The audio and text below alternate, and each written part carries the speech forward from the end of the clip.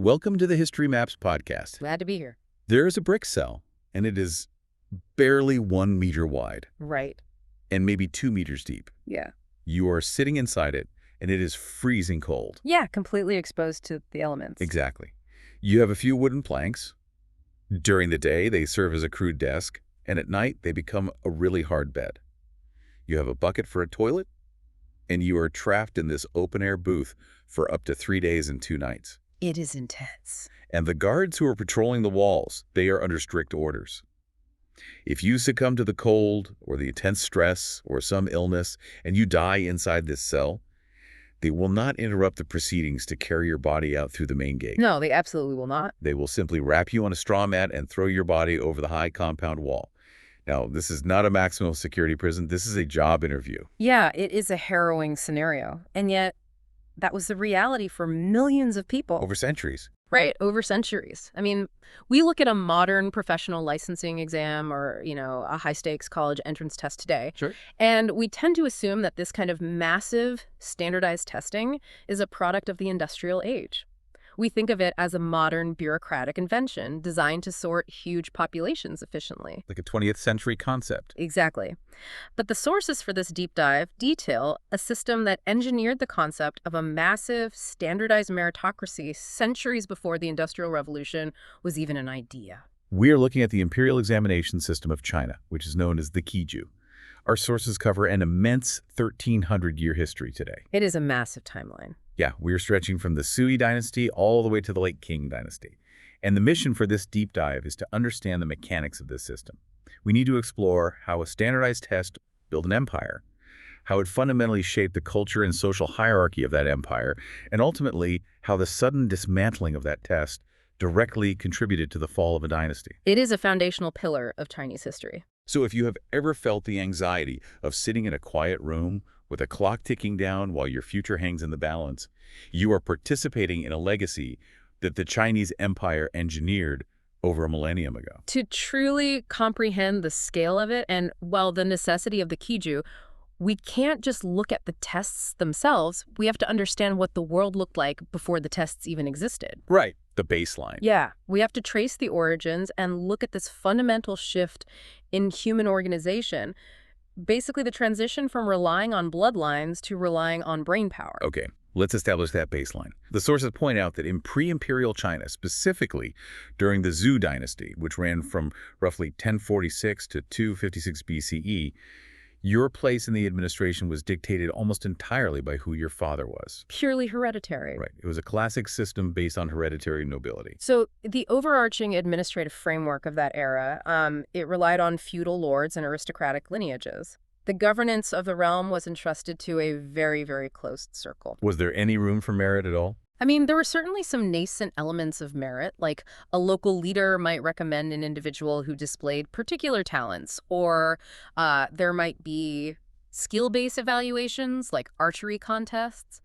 But the core structure was rigidly hereditary. You inherited the job. You inherited your position, you inherited your status, and most importantly, you inherited your authority over the land and the people on it. But hereditary nobility presents a massive structural problem for anyone who is trying to run a unified empire. Oh, absolutely. It is like a corporate structure where the CEO has to rely on a board of directors, but all the board members inherited their seats. They control their own regional offices, and they do not actually care about the overarching company. They only care about enriching their own departments. That is a really apt comparison. When appointments are hereditary, the local officials feel loyalty to their own family lineage. Their local power base. Right. They do not feel a strong allegiance to the central king or the emperor in the capital. Over time, this inevitable fragmentation leads to regional warlords accumulating power. It leads to deep administrative inefficiencies and constant internal conflict. Because the central authority is always weak? Exactly, because the local authority is completely entrenched by blood. So we see the first major shift away from this during the Han Dynasty, which lasted from 206 BCE to 220 CE. The sources detail a system called the Chajuzi, which translates to a recommendation and inspection system. Right. Commandery governors were tasked with nominating candidates based on their moral virtue and their scholarship. And this represents a really crucial transitional phase. The Han Dynasty recognized that simply inheriting a title did not automatically endow a person with the administrative competence needed to govern. Especially for an empire that was growing so rapidly. Right. It was a complex empire. They needed capable administrators. So they instituted specific quotas. A commandery governor might be required by the central court to nominate one individual, often designated formally, as a filial and incorrupt candidate. Filial meaning devoted to their parents and ancestors. Yes, and they had to nominate one of these candidates for every 200,000 inhabitants in their jurisdiction. Okay, it is a step in the right direction, but it is still largely based on reputation, right? Mm-hmm. And recommendation. Definitely. That means it still relies heavily on patronage networks. Like, if the governor likes you or if your family has influence with the governor, you get nominated? It was heavily political. But the sources highlight a specific pivotal moment under Emperor Wen of Han. This is in 165 BCE.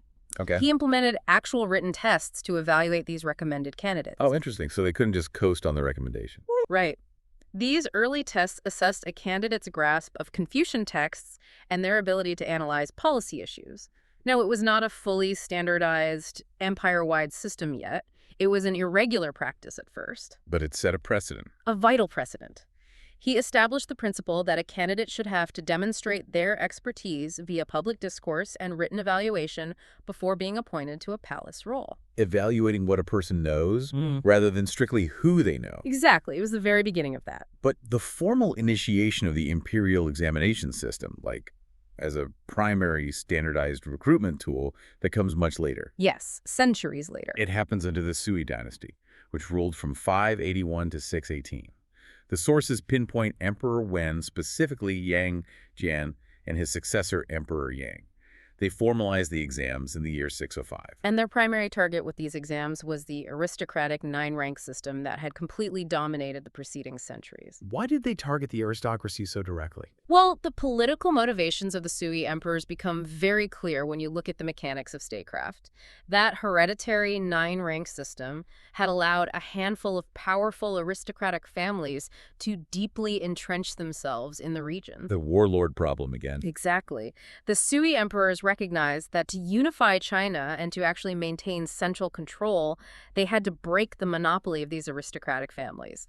So the merit-based examination was essentially a political weapon. A weapon to centralize power. Yes, wielded by the emperors. So by requiring potential officials to pass a state-administered test, a test based on a specific curriculum designed by the state, the emperor could entirely bypass the old aristocratic families. Precisely.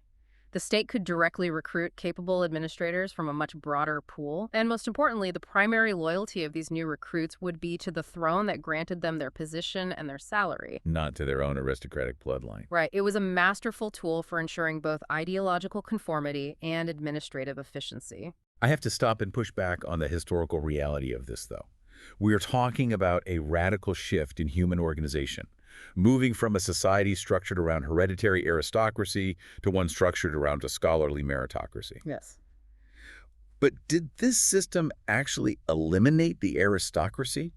Or did it just force the existing wealthy aristocracy to hire private tutors and start studying for a test? The sources indicate it was much more the latter, especially in the early centuries of the system. I mean, the exams did not immediately create some sort of egalitarian utopia. Right. What the exams did was change the rules of engagement for the elite class. The old aristocratic families quickly realized that the landscape had shifted. To maintain their regional power and their access to officialdom, they could no longer rely solely on their pedigree. They had to actually pass the test. They had to dominate the preparation for these new exams. Because studying the foundational texts requires immense resources. You cannot just pick up a book in your spare time. You need abundant leisure time, you need access to rare and expensive texts, and you need highly educated private tutors. Absolutely. If you are a peasant farming rice from dawn until dusk, you simply do not have the physical time or the resources to memorize thousands of pages of philosophy. So in the short term, the introduction of the exams heavily favored the already wealthy and established families. They had the capital to invest in this new form of educational competition. But it did change things eventually. It did. The mechanism itself, The hard requirement to pass a state-administered test created a crack in the door of the aristocracy. Over generations, it provided a formalized, legally recognized pathway for individuals from non-aristocratic backgrounds to enter the bureaucracy. Provided they could somehow secure the educational resources. Exactly. It planted the seed of a meritocracy, even if the soil was highly unequal at first. And while the Sui dynasty planted that seed, their reign was incredibly short. They fell in 618. It was the subsequent Tang dynasty that took this concept, refined it, and turned it into a massive, functioning bureaucracy. Yeah, the Tang dynasty, which ruled from 618 to 907, is the era where we see the examination system vastly expanded and deeply integrated into the state apparatus. This is under Emperor Taizong, right? Yes, under Emperor Taizong, who initiated key administrative reforms starting in 627. The examinations became regular, triennial events administered formally by the Board of Rights. The sources spend a significant amount of time highlighting the role of Wu Zetian as well. She was the female ruler who expanded the examination system significantly during her reign over the Wu Zi dynasty. Her influence is a major point of scholarly focus because she utilized the examination system with acute strategic intent. How so? Well, as a female ruler, she faced immense opposition from the established Tang aristocratic families. She needed a new base of power. So she built one. She did. She used the expanded exam system to recruit a completely new faction of bureaucrats who owed their careers and therefore their absolute loyalty directly to her. Deliberately sidelining the old elites. Exactly. It perfectly demonstrates the political utility of the Kiju. It could be leveraged to cultivate a loyal administrative class tied directly to the current sovereign. Let us dive into the specific degrees that were established and formalized during the Tang era. If you are a candidate during this time, what exactly are you studying for? The two primary tracks the sources outline are the Mingjing and the Jinshi. So the Mingjing translates roughly to Illuminator of Classics. Okay. This track primarily tested the rote memorization of foundational Confucian texts, such as the Analects. It was essentially a test of pure recall. A candidate had to demonstrate that they had perfectly internalized the core canons of the culture. And then there was the Jinshi degree, which translates to presented scholar. This one was viewed as significantly more prestigious. Oh, it was the elite tier.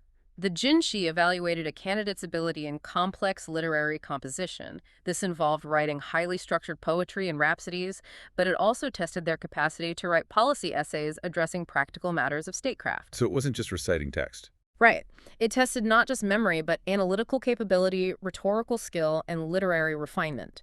The administration needed people who could draft compelling edicts and synthesize complex information, not just recite ancient texts. But the math on these exams is brutal. The sources note that out of thousands of applicants taking the tests, only 20 to 50 Jinshi degrees were awarded annually during the Tang period. Yes. That is an incredibly stringent filter. We're looking at pass rates well below 1 or 2%. And the individuals who attained the Jinshi degree formed a very exclusive, powerful elite within the bureaucracy. They consistently dominated the highest advisory roles in the censorial positions within the government. Which brings us to the Song dynasty, ruling from 960 to 1279. The Song took the Tang's established framework and fundamentally restructured it to handle a massive demographic increase. We see a five-fold increase in examination participation compared to the Tang. The Song dynasty emperors faced this really complex challenge of governing an empire that was undergoing significant demographic and economic shifts. They relied on the examinations even more heavily than the Tang to staff their sprawling administration.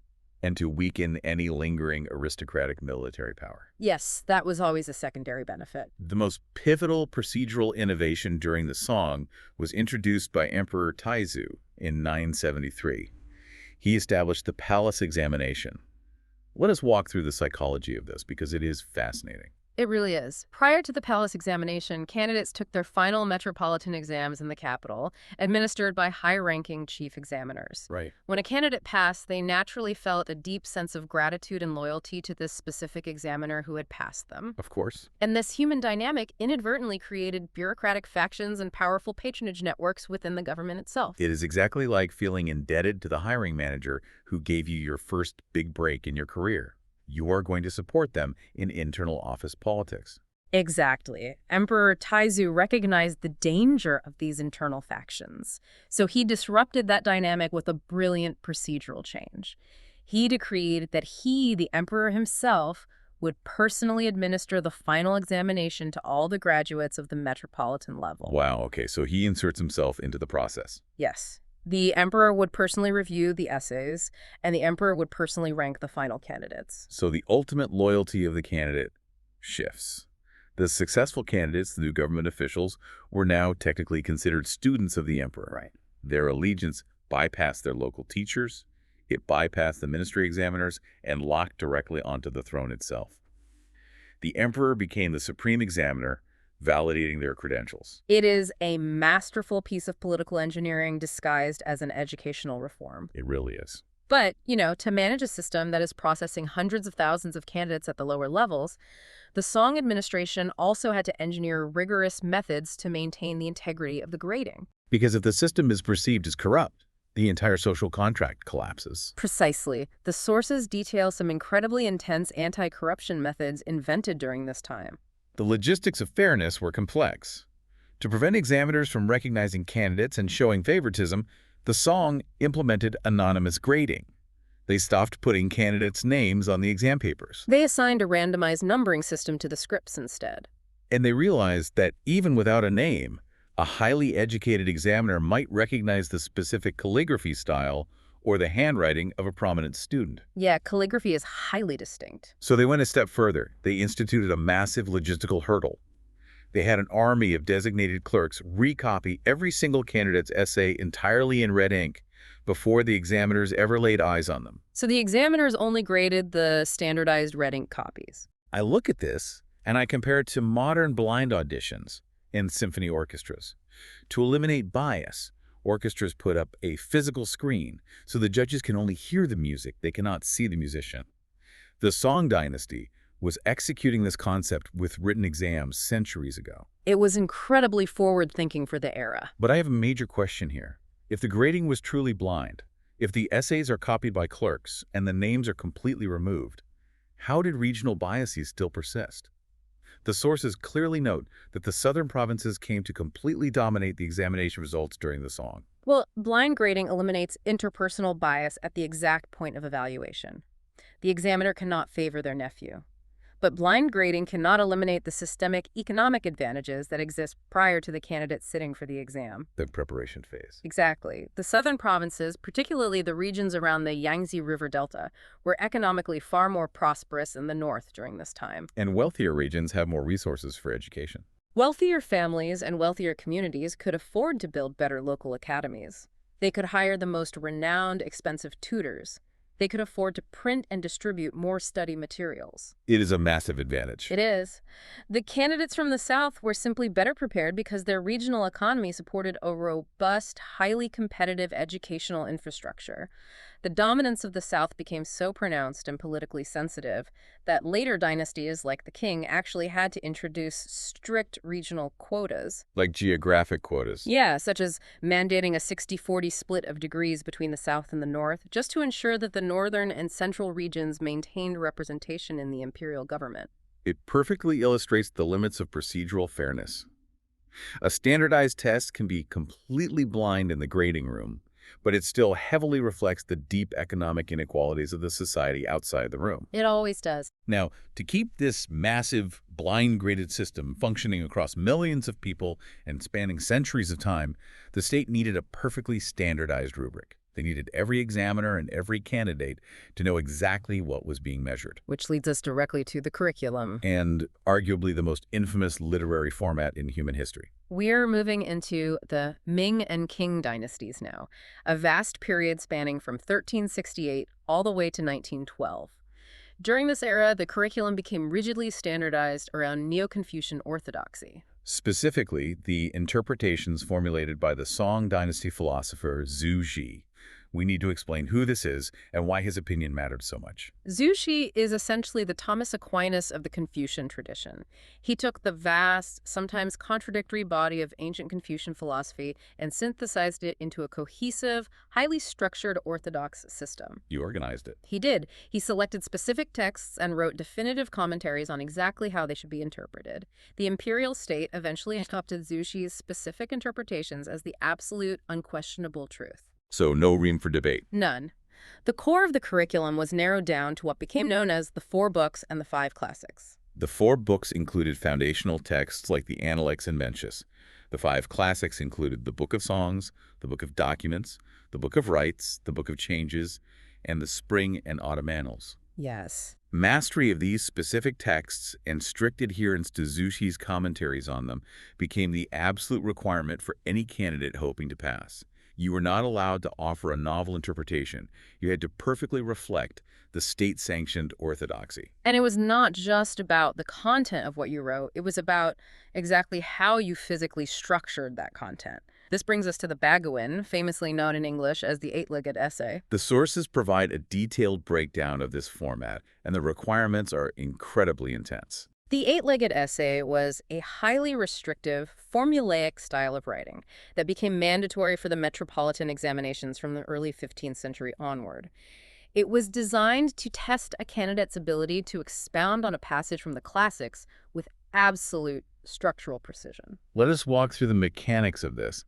It had 8 distinct sections. Right. A candidate had to craft an opening, followed by the amplification of the theme, then a preliminary exposition, the initial argument, the central argument, the latter argument, the final argument, and a formal conclusion. And within that 8-part structure, there were strict requirements for parallel prose. The legs of the essay, the core argument sections, had to perfectly balance each other in tone, rhythm, classical allusion, and even grammatical structure. Wait, grammatical structure too? Oh, absolutely. If you used a specific historical reference in one leg, you had to balance it with an equally weighty, structurally identical reference in the opposing leg. Furthermore, there were strict word limits, typically demanding between 500 and 700 characters. Depending on the specific trumpt, there were even mandatory rhyming requirements. The sources also mentioned that candidates were explicitly advised to avoid any offensive vocabulary and to rigorously eliminate any stylistic clues that might indicate their own identity, their region, or their social status. It was the ultimate exercise in stylistic conformity. As a candidate, you were not being asked to provide a creative solution to a contemporary administrative problem. Right. You were being asked to demonstrate your flawless internalization of classical wisdom mapped onto a mathematically rigid literary grid. My immediate analogy here is the modern 5-paragraph essay taught in high schools today. You have your introduction and your 3-body paragraphs, your conclusion. It is a strict formula designed to teach students basic structure and thesis support. Yeah, that's a good parallel. But the 8-legged essay is that concept taken to an absolute extreme, and it has the stakes of a lifetime career, social status, and family honor attached to it. I want to challenge this format, though. Okay. Later 19th century reformists viciously attacked the 8-legged essay. They claimed it caused China's cultural stagnation and economic backwardness because it forced the brightest minds to focus on structural trivia rather than real-world problems. Is that a fair assessment, or is it a misunderstanding of what the bureaucracy was actually trying to achieve? It is a debate that historians continue to analyze. On one hand, the critics have a very strong point. The format forced millions of young men to spend decades memorizing ready-made essays and prioritizing rigid structural conformity over practical problem-solving. Right, it directed all that intellectual energy Toward ancient philology and poetic meter, rather than empirical science, engineering, or modern governance. It created a pervasive culture of rote memorization. It sounds like an intellectual straitjacket. It was. However, if you look at it strictly from the perspective of the imperial administration trying to manage a continent-sized empire, the 8-legged essay was a highly effective bureaucratic tool. How so? Well, when you are processing millions of exams across vast distances, you need a way for examiners to grade them fairly, consistently, and rapidly. The rigid structure of the 8-legged essay provided exactly that. An examiner deeply accustomed to the format could read a paper and immediately assess the candidate's logical flow and their grasp of the canonical standards. Just by checking if the structure held up. Exactly. So it radically reduced the subjectivity and uncertainty in grading. It ensured a baseline standard of fairness. The goal of the imperial state for most of its history was not to foster rapid scientific innovation or disruption. The primary goal was to recruit loyal, morally upright, predictable administrators who shared a common linguistic and cultural framework. They wanted officials who all spoke the exact same ideological language. The 8-legged essay achieved that goal very effectively for centuries.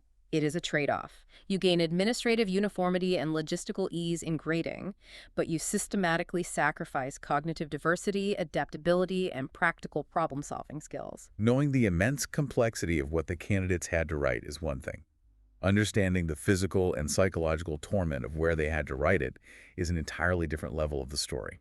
It is grim. We have to examine the physical reality of the examination compounds. The provincial examination compounds, known as juchang, were vast, highly secured architectural complexes designed specifically to process thousands of candidates simultaneously. The sources describe these facilities in stark detail. The candidates were placed in individual physical cells. These cells were arranged in incredibly long rows, and the rows were numbered according to the heavenly stems and earthly branches. Which is an old indexing system. Yeah, for the listener, think of the heavenly stems and earthly branches as an ancient Chinese alphanumeric grid system, like numbering spreadsheet rows A, B, C in columns 1, 2, 3, but using ancient astrological markers. These individual cells were unimaginably small, approximately 1 meter wide by 2 meters deep. They were essentially open-fronted brick booths. They provided no door for privacy and were completely open to the elements: the wind, the rain, the extreme heat, or the freezing cold. And we mentioned the planks earlier. Yes, the candidate was provided with a few simple wooden boards. These boards could be arranged across brick ledges to form a crude desk and a seat during the day, and then reconfigured into a makeshift cramped bed at night. And the schedule was grueling. Candidates could be confined to these cells for up to 3 days and 2 nights per session, and there were often multiple sessions. It was an endurance test. They had to bring in all their own supplies: a water pitcher, a chamber pot, their own bedding, food that they prepared themselves over tiny charcoal stoves, and of course their own inkstones and brushes. The environment was designed strictly for maximum surveillance and security. As we discussed, the perceived integrity of the test was paramount. Before entering the compound, candidates underwent intense personal searches by guards to ensure they were not smuggling in any unauthorized materials. The sources explicitly mention cheat sheets being found hidden in undergarments, woven into the soles of shoes, or hidden inside hollowed-out inkstones. People were desperate. And the punishments for this were severe. We are not just talking about getting a failing grade and being sent home. Cheating was considered a crime against the state. It could result in permanent exile or even public execution. The intense security protocols, the deep isolation in the cells, the physical deprivation, the fear of the guards, all of it created an atmosphere of extreme psychological pressure. Which brings us back to that grim detail from the introduction, which really underscores the severity of the environment.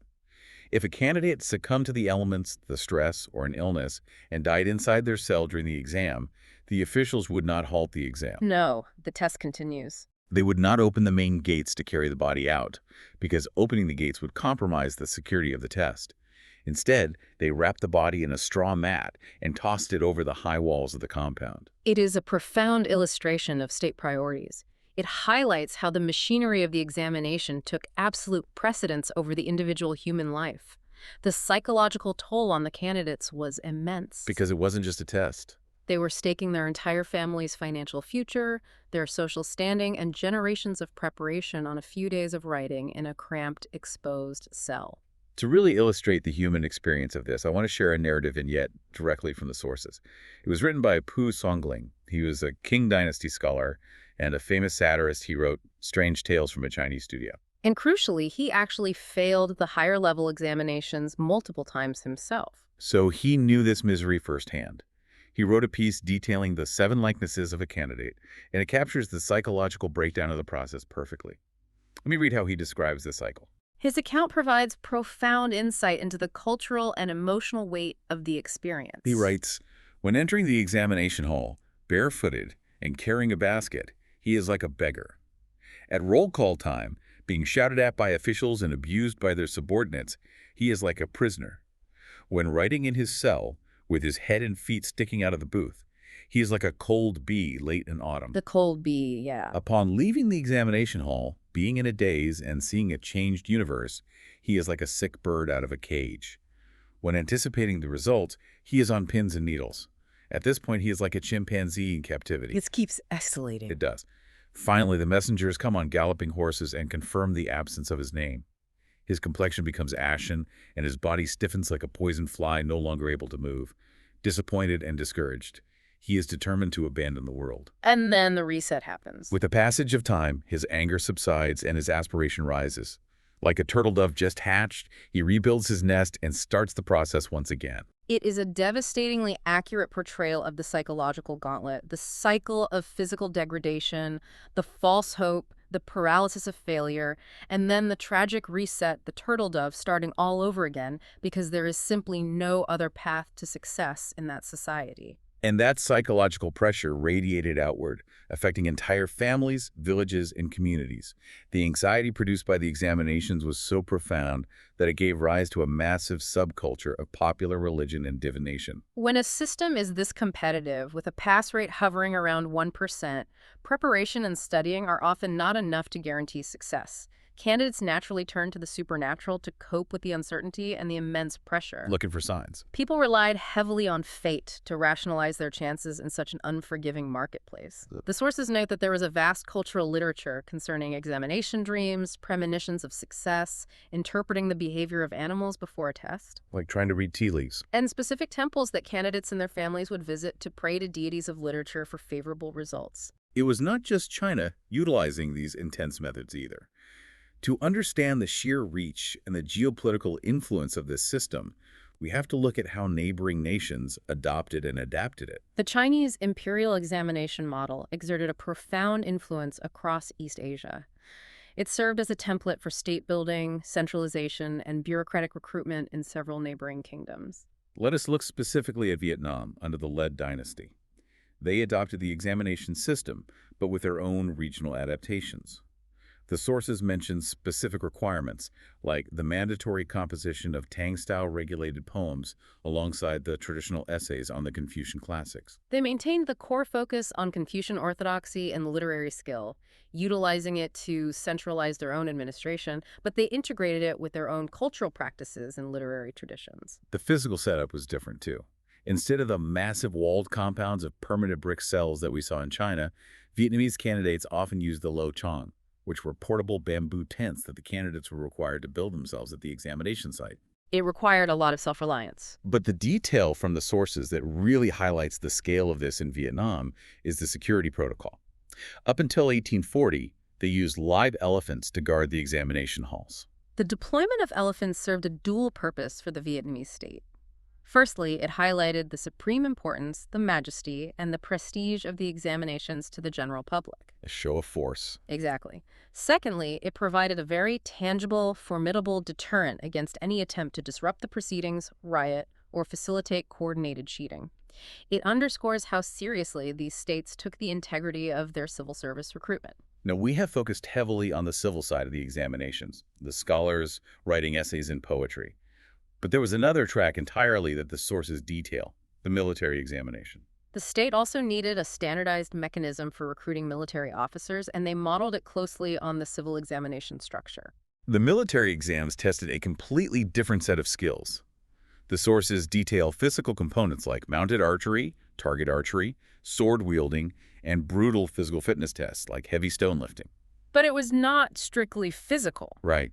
They also had a written component where candidates had to answer policy questions and demonstrate strategic knowledge based on texts like the 7 military classics. It was an attempt by the administration to select officers who were proficient in both the martial and the civil arts leaders who understood both close combat and grand military strategy. But here is where I want to push back on the logic of the empire.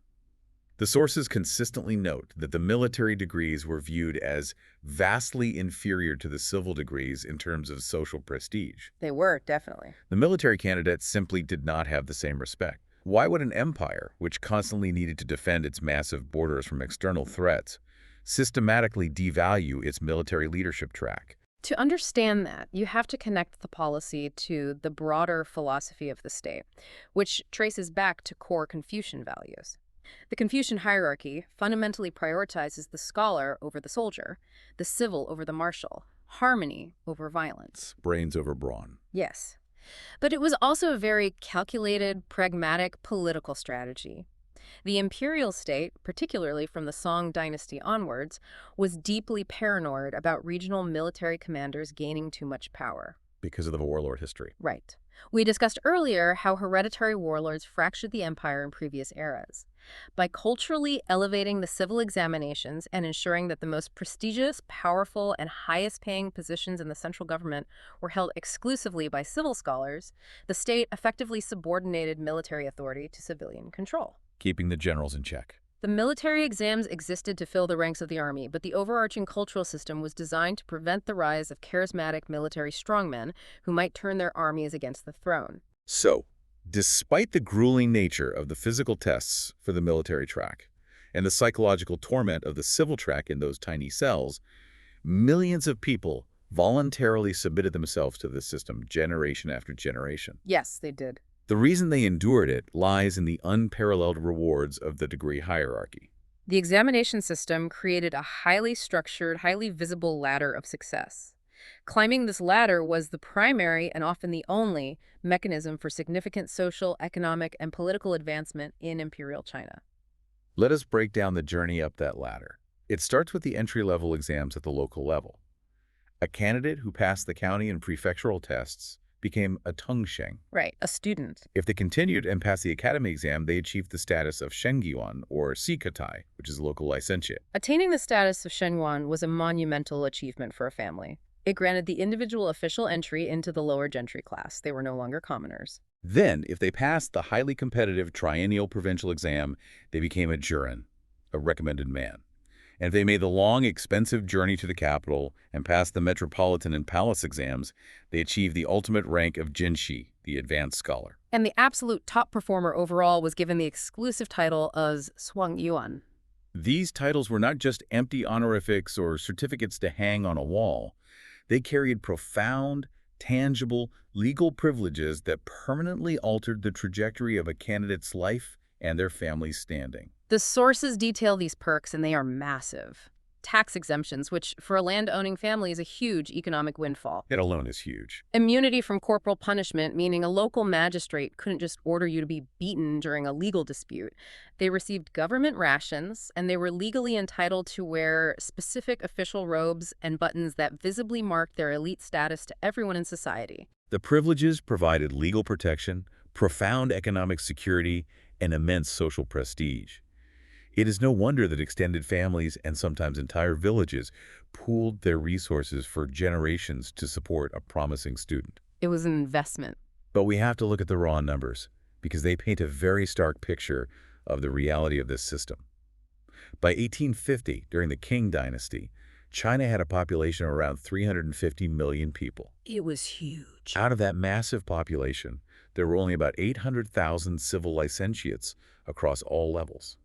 The pass rate for the higher exams was hovering around 1%. The competition was unimaginably fierce. The system was processing millions of hopeful candidates, but only conferring degrees upon a microscopic fraction of the population. This brings up the massive historical debate about true social mobility.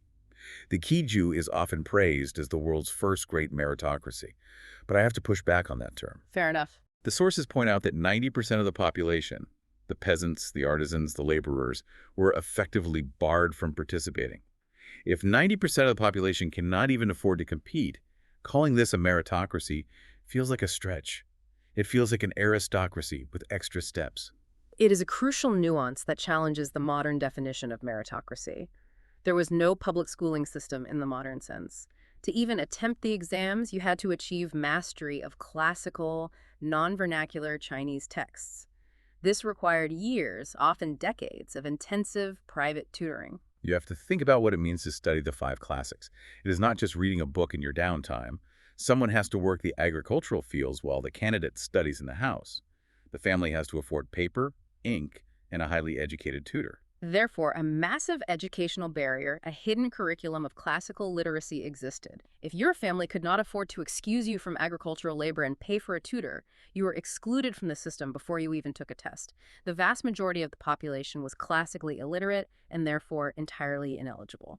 However, the sources also present fascinating data showing that within the remaining 10% who could afford to compete, the system actually was highly mobile. Yes, the mobility within that tier was real. For instance, data from the Ming Dynasty indicates that 47% of successful upper-level candidates came from families with no prior degree holders in their immediate ancestry. That is a highly significant statistic.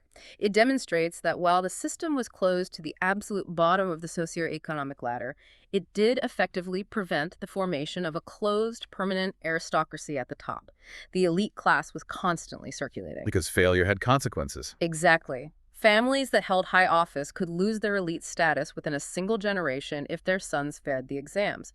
Conversely, a relatively modest merchant or wealthy landowning family could elevate themselves to the highest echelons of imperial power if they managed to produce a brilliant scholar. Okay, but if only 1% pass, what happened to the millions who failed? Pu Songling didn't just disappear into the mountains as he threatened to in his satirical story. The sources highlight an unintended yet absolutely vital byproduct of the examinations. The system generated a massive continual surplus of highly literate, classically educated men who dedicated their lives to studying but never achieved official government posts. And these men became the cultural glue of the empire. They used their intense linguistic talents to find other roles. They became physicians, they became fiction writers like Pu Songling himself, they acted as local lineage agents managing community affairs. And perhaps most importantly, they became the examination essay teachers for the next generation of candidates. Keeping the cycle going. Right. They managed local society and produced the vibrant culture of the era. They formed the bedrock of the local gentry class. Even without an official title, their classical education gave them immense authority in their local communities. I want to point out a massive blind spot in this entire societal structure, though. We're talking about millions of candidates, but half the population is entirely missing from this narrative. Women were explicitly barred from taking the exams. Yes. The formal institutional framework of the civil service was exclusively male. An unstated yet absolute gender ideology dictated that women were ineligible for official bureaucratic roles or state administration. So if they could not take the test, how did women interact with this massive cultural phenomenon? Because you cannot have a system that dominates society without it affecting everyone. The sources suggest women still participated indirectly in the Kiju culture. Women engaged with the examination system through the avenues available to them within the patriarchal structure of that society.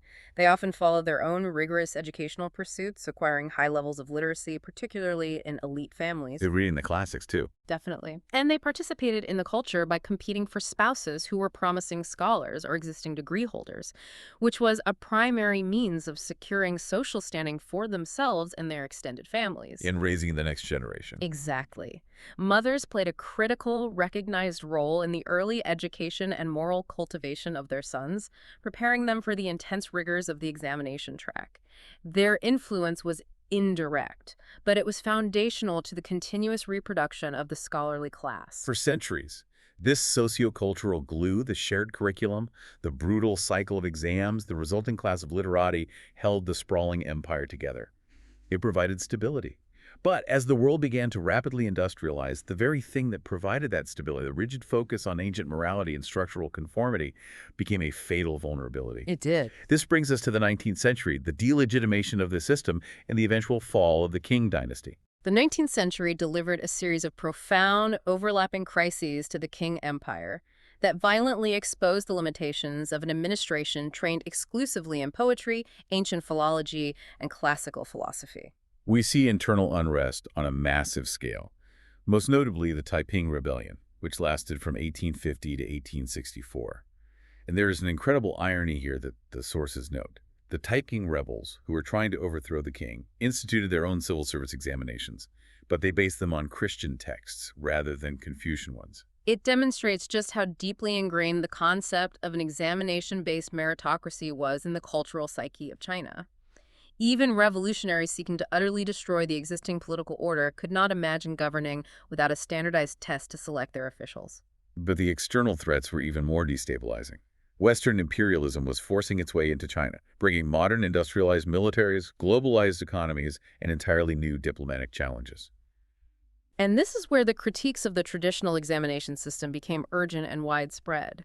Reformists within China began to argue vehemently that the relentless focus on the eight-legged essay and the antiquity of the Confucian classics was actively stifling the nation's progress. It was leaving them vulnerable to foreign powers. Absolutely. They realized that their high-ranking government officials were absolute masters of ancient morality and poetic meter, but they knew nothing about modern empirical science, mathematics, global geography, industrial engineering, or international law.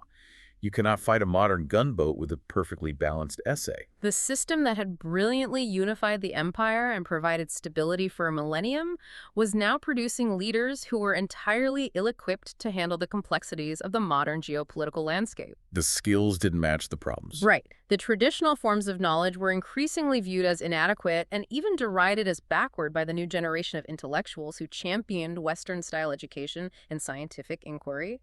This intense momentum for reform culminated in a sudden and drastic shift. In 1905, prominent political figures like Yuan Shikai and Zhang Zhidong convinced the Qing court to abolish the Imperial Examination system entirely. Just like that. A 1,300-year-old institution was dismantled. The speed of the abolition is what is truly remarkable. The reformists and the Qing court correctly summarized the educational problem and implemented a radical solution to modernize, but they fundamentally misunderstood the deep structural role the examinations played in holding their society together. The sources point to this as a profound, fatal miscalculation. Explain why dismantling the exams, even if the curriculum was outdated, was such a fatal error for the Qing dynasty. Well, the imperial examinations were not just a hiring mechanism for bureaucrats. They were the primary partnership, the fundamental social contract between the dynastic throne and the local elites spread across the vast empire. The examinations provided the gentry with their status, their legal privileges, and their defined pathway to power. And in return, the gentry provided the dynasty with their loyalty, local governance, and societal stability. by abolishing the exams so rapidly in favor of a new, Western-style schooling system that hadn't even been fully built yet, the Qing court severed that vital bond. Exactly. They unilaterally destroyed the only mechanism that validated the status of the local elites.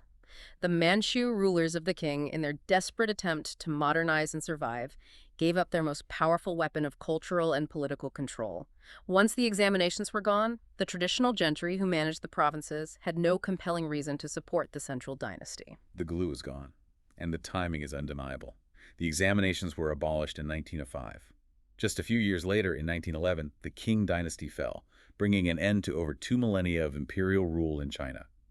The fall of the examination system directly guaranteed the fall of the empire itself. The reformers wildly underestimated the public reach and the deep structural integration of an institution that had taken previous dynasties centuries to build. They removed the keystone of the society, and the entire arch collapsed. It is a staggering historical narrative. An empire engineered a massive standardized test to centralize power, used it to maintain incredible stability for over a millennium, and then inadvertently destroyed itself by turning off the very machine that kept it running. But the cultural legacy of the Qiju did not die with the Qing dynasty. The physical cells were torn down, but the psychology remained. No, it didn't die. Oh. The empire fell, but the deep cultural reverence for standardized meritocratic testing survived. It morphed. The ghost of the civil service examinations lives on today in the grueling college entrance exams that millions of students take. We see it not just in China with the modern Gaokao, but in various forms of high-stakes testing around the world. The mechanics changed, the curriculum modernized from Confucian texts to mathematics and science, but the fundamental belief that a grueling standardized test is the most legitimate, fair way to allocate opportunity and social status remains deeply embedded in how we organize society. It raises fascinating, enduring questions about how we evaluate human potential and how we allocate leadership in any society. It does. And that leads me to a final thought for you to ponder. The imperial examination system, for all its intense flaws, its rigidity, and its brutality, was built on a fundamental assumption. It assumed that deep moral education, a thorough grounding in philosophy and literature, automatically produced good, ethical political leaders. Today, we have swung in the complete opposite direction. We often prioritize technical skill, specialized knowledge, and data management over philosophy or literature when selecting our leaders and executives. Have we perfected the art of selecting leaders with our modern technical metrics, or did the ancients understand something fundamental about the immense value of a shared moral curriculum that we have simply forgotten? It is a profound question of what we value more in a leader when a crisis hits. Technical proficiency in a specific field, or a demonstrated commitment to a shared ethical and philosophical framework. Something to mull over the next time you are faced with a standardized test. Thank you for listening. History Maps. learned history visually.